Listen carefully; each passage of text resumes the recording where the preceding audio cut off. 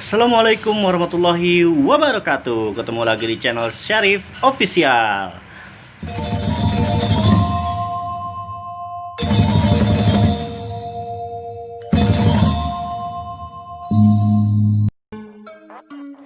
Hai, halo guys, ketemu lagi di channel Syarif Official. Di video kali ini gua mau review barang belanjaan dari Pasar Loak Poncol, Senen, Jakarta Pusat. Sebelum mulai, di like, comment, and subscribe.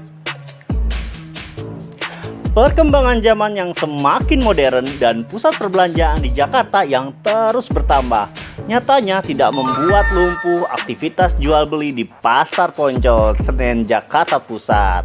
Pasar Poncol surganya barang-barang loak, mulai dari perlengkapan elektronik, suku cadang, kendaraan, alat musik, kamera, ponsel, serta berbagai kebutuhan rumah bisa ditemui di pasar yang letaknya bersebelahan dengan stasiun Senen. Barang-barang tersebut pun dibanderol dengan harga miring, tergantung dengan kondisinya. Menariknya lagi, pengunjung masih bisa menawar harga yang telah dipatok oleh penjualnya.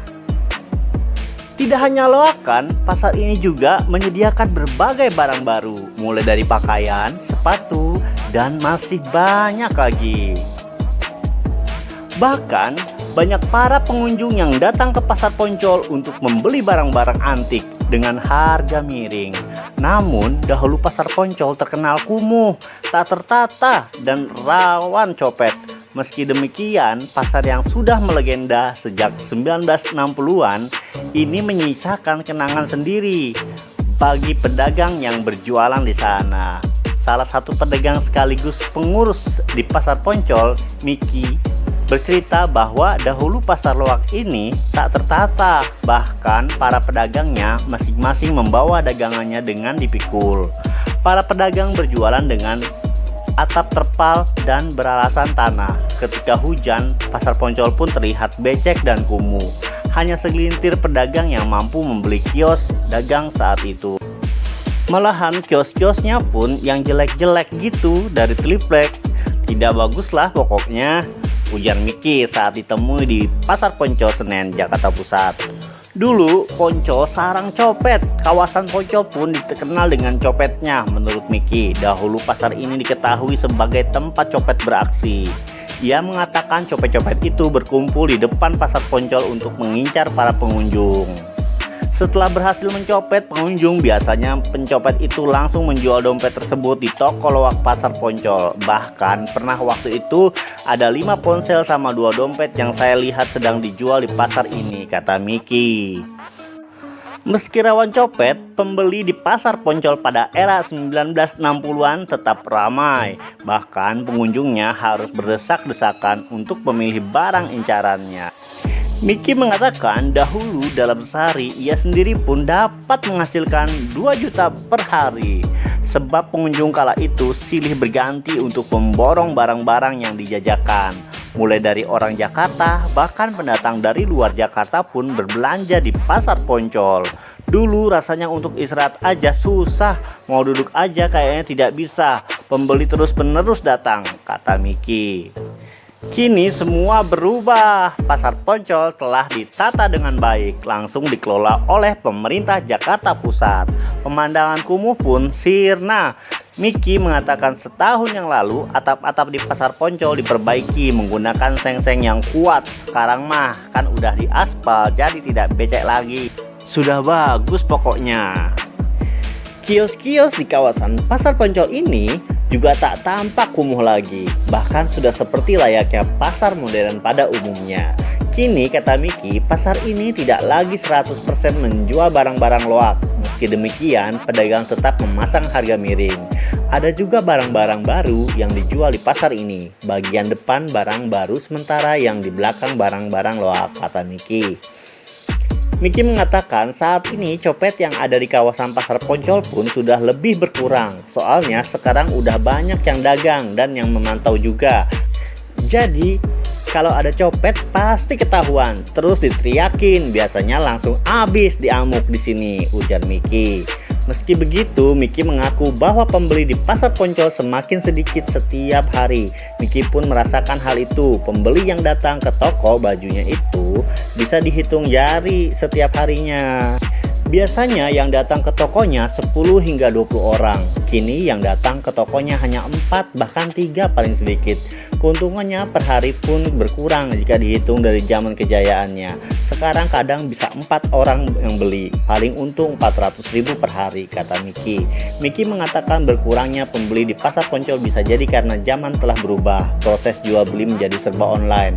Miki sendiri tak ketinggalan menjajakan dagangannya menggunakan aplikasi online. Hanya dengan menjual dagangannya secara online, itulah ia bisa bertahan berjualan di pasar Poncol hingga sekarang. Kalau tidak, saya bisa gigit jari ngarepin pendapatan dari sini doang, ucap Miki.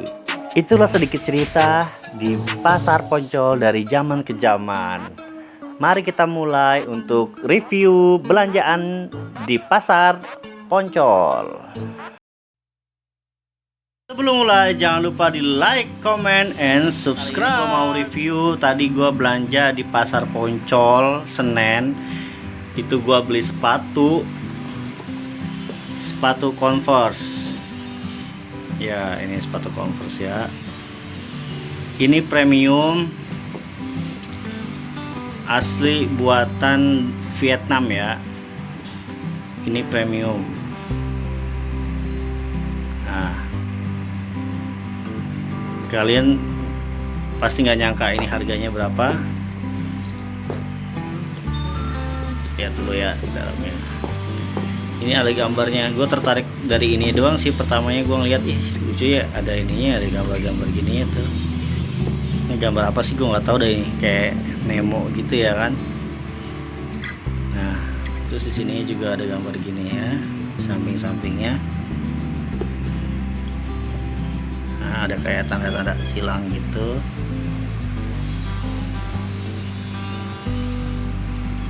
Ini harga dia nawarinnya, si abangnya tadi nawarinnya seharga 250